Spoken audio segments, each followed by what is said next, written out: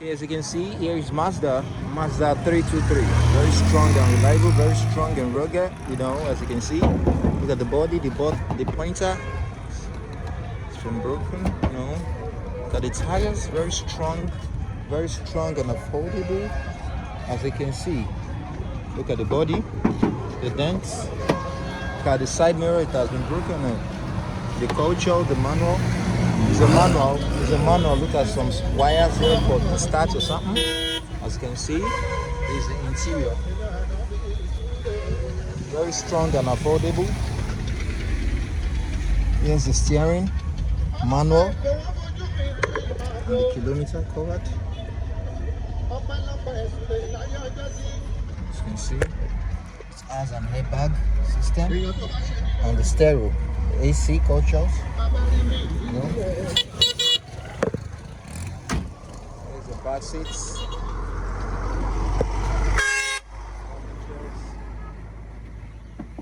Got the tires, absorber. 3.3, Mazda 3.3.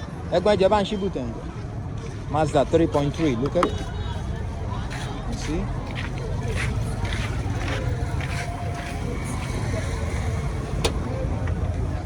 Look at, here is the boots. It's been used for some logistics. Hey, you haven't started, Look at it. It's over.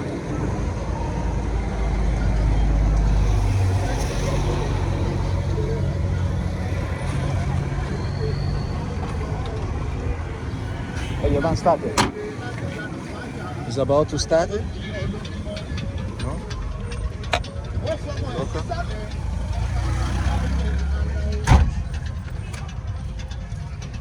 Oh, sorry again. Okay. If you want to start it, it needs to join something together. It has been, the engine has been started. Raise it then.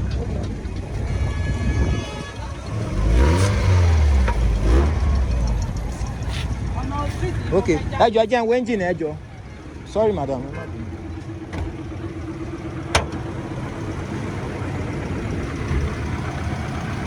Look at the engine. 4-plug engine. Mazda 4-plug engine. That's the Passy.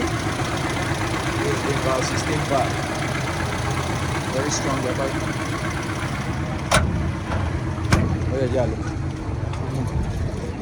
Sorry, madam.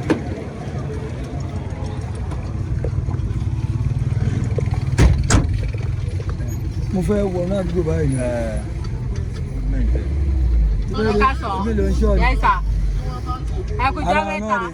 Ẹjọ́ bá ń bá wọn sọ, mò ń bọ̀.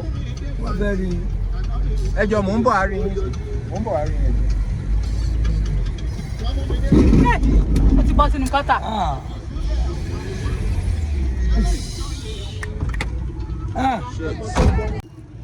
Ẹ máa wo gọ́tà yẹn o. Ẹ gbọ́dọ̀ rìn sáré lọ. Wọ́n ní kò sọ náà bí o. Ṣé mo sọ ní ìṣúná pa báyìí? Ẹ lọ padà kẹ́tọ̀n. Ibo la fẹ́ gbà tẹ́lẹ̀? A fẹ́ gba síríìtì kan báyìí ni. Ṣé o mọ̀ nọ́mbẹ̀ yẹn? Mi ò mọ̀ nọ́mbẹ̀ yẹn. Sọ́kàn bẹ́ẹ̀ gba bíbá yẹn. Jẹ́ ká gba bí jáde. Ibẹ̀ ni mọ́tò ń gbà náà. Gba báyìí jáde. Àgbà báwo jáde? Ẹ ṣe kò. Ẹ ṣe máa o.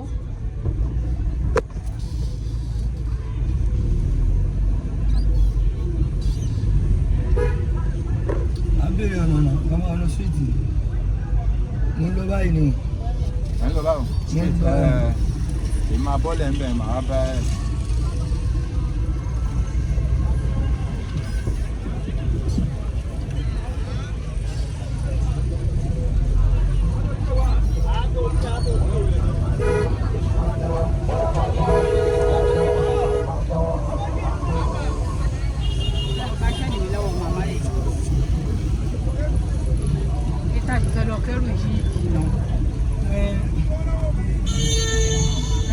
Tabamba de gbana.